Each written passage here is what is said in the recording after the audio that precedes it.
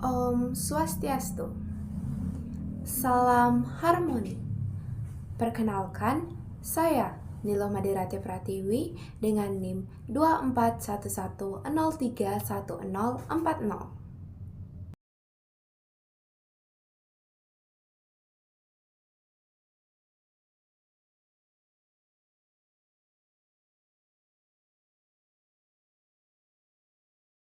Penting untuk dilakukan karena melihat jumlah anak berkebutuhan khusus di wilayah Kabupaten Buleleng cukup banyak, dengan angka yang terbilang tinggi yakni 331 orang. Kondisi tersebut tentu tidak sebanding dengan jumlah ketersediaan sekolah luar biasa atau SLB yang ada di Kabupaten Buleleng. Inilah yang menyebabkan penelitian tersebut penting untuk dilakukan, agar kita bisa mendeskripsikan layanan pendidikan dengan berbagai kendala yang dialaminya, terutama yang dialami oleh guru saat memberikan layanan pendidikan kepada anak-anak berkebutuhan khusus.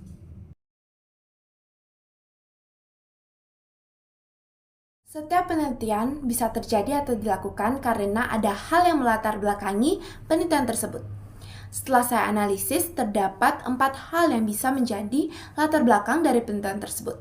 Yang pertama, jumlah anak berkebutuhan khusus yang cukup signifikan. Seperti yang sudah saya paparkan sebelumnya, bahwa jumlah anak berkebutuhan khusus di wilayah Kabupaten Buleleng terdapat sekitar 331 anak. Angka 331 merupakan angka yang tinggi sehingga memerlukan perhatian khusus yang sesuai dengan kondisi dan kebutuhan mereka. Perhatian tersebut dapat berupa penyediaan fasilitas dan pelayanan pendidikan. Sebagai contoh, pelayanan pendidikan berupa pendekatan terhadap anak berkebutuhan khusus di TK Hadika Jaya. Yang kedua, ada keterbatasan jumlah sekolah luar biasa. Seperti yang kita ketahui, jumlah anak berkebutuhan khusus tidak sebanding dengan jumlah ketersediaan sekolah luar biasa di Kabupaten Buleleng. Kondisi inilah yang akan mengakibatkan masih adanya keterbatasan akses pendidikan bagi anak berkebutuhan khusus untuk bisa mendapatkan pendidikan yang adil dan sesuai dengan kebutuhan mereka. Yang ketiga yakni peran TK Hadika Jaya sebagai lembaga non-inklusi. Setelah saya analisis, dalam artikel hasil penelitian tersebut bahwa TK Hadika Jaya merupakan lembaga non-inklusi yang telah berupaya memberikan layanan pendidikan kepada anak berkebutuhan khusus.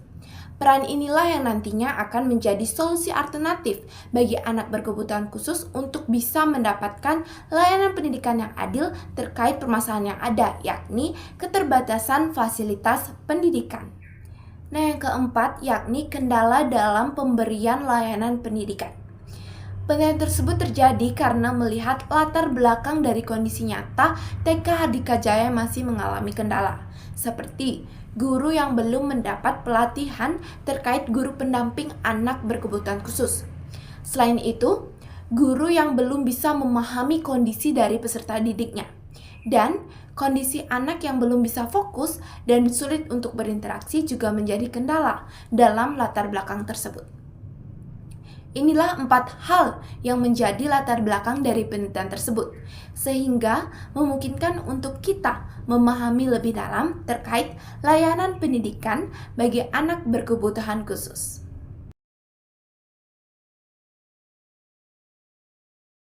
Terdapat 2 penelitian relevan terkait artikel penelitian tersebut.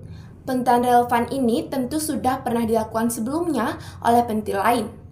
Penelitian relevan yang pertama yakni penelitian tentang upaya pemberian layanan pendidikan untuk anak berkebutuhan khusus di PAUD non-inklusi oleh Bening dan Putro tahun 2022 yang menunjukkan bahwa terdapat 4 anak berkebutuhan khusus di PAUD non-inklusi diberikan pelayanan pendidikan yang berbeda. Penelitian relevan yang kedua yakni tentang pemenuhan hak anak berkebutuhan khusus, perspektif HAM, dan pendidikan Islam di Minu Purwosari Metro Utara oleh Aisyah dan Amalia tahun 2020 yang menunjukkan bahwa terdapat 2 anak berkebutuhan khusus slow learner dan sudah diberikan layanan pendidikan yang sesuai dengan HAM dan pendidikan Islam. Nah teman-teman, setelah saya analisis lagi, ternyata terdapat persamaan dan perbedaan dari kedua penelitian relevan tersebut. Persamaannya, kedua penelitian relevan tersebut sama-sama berada di lokasi yang sama, yakni lembaga pendidikan non-inklusi.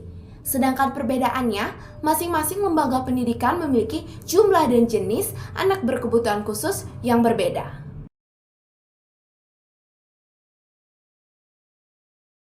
Tindak lanjut atas hasil penelitian dalam artikel mengidentifikasi upaya layanan pendidikan bagi anak berkebutuhan khusus di TK Hardika Jaya dilihat dari implikasi dan simpulan.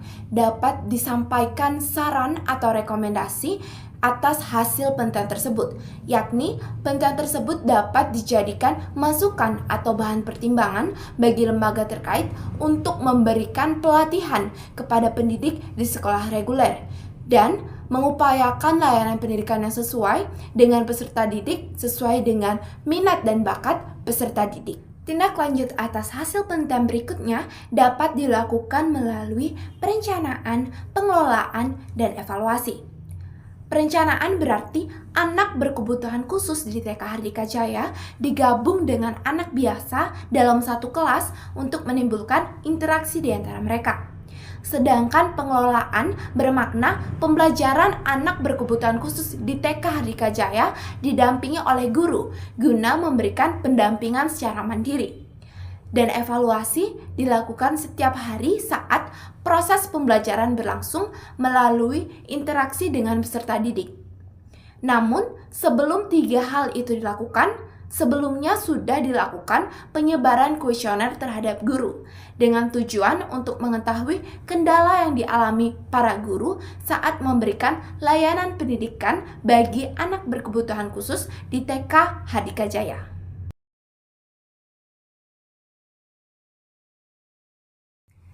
Kesesuaian kutipan dengan daftar pustaka dalam artikel mengidentifikasi upaya layanan pendidikan bagi anak berkebutuhan khusus di TK Hardika Jaya, seluruh kutipannya sudah sesuai dengan daftar pustaka.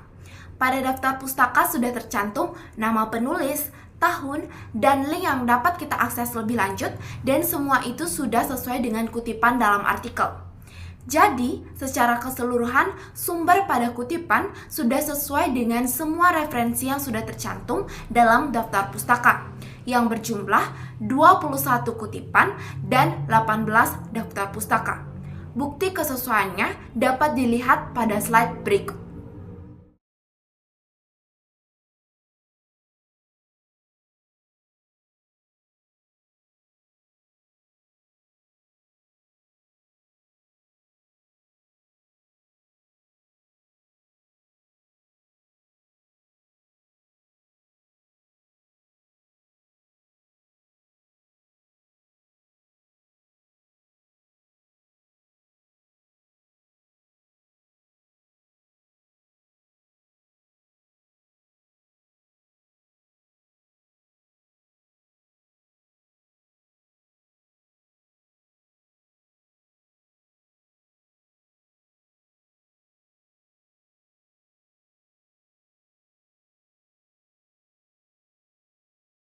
Namun setelah saya amati lagi ternyata masih ada beberapa daftar pustaka yang penulisannya belum tepat.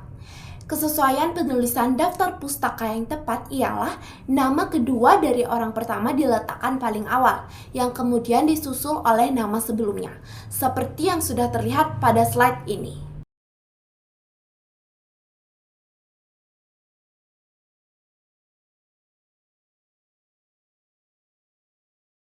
Nah, itu dia hasil analisis saya terkait artikel mengidentifikasi upaya layanan pendidikan bagi anak berkebutuhan khusus di TK Hardika Jaya. Sehingga dapat saya simpulkan bahwa penelitian ini penting untuk kita lakukan agar kita mengetahui perbandingan antara jumlah ABK dengan ketersediaan SLB di Kabupaten Buleleng, dan untuk menentukan tindak lanjut atas hasil penelitian tersebut. Dalam artikel disebutkan adanya perencanaan, pengelolaan, dan evaluasi yang serupa seperti anak biasa, namun masih memerlukan perhatian khusus. Untuk itu pasti akan menimbulkan hambatan berupa kurangnya pelatihan guru dan tantangan interaksi sosial anak, sehingga masih memerlukan perhatian khusus terkait layanan pendidikan bagi anak berkebutuhan khusus.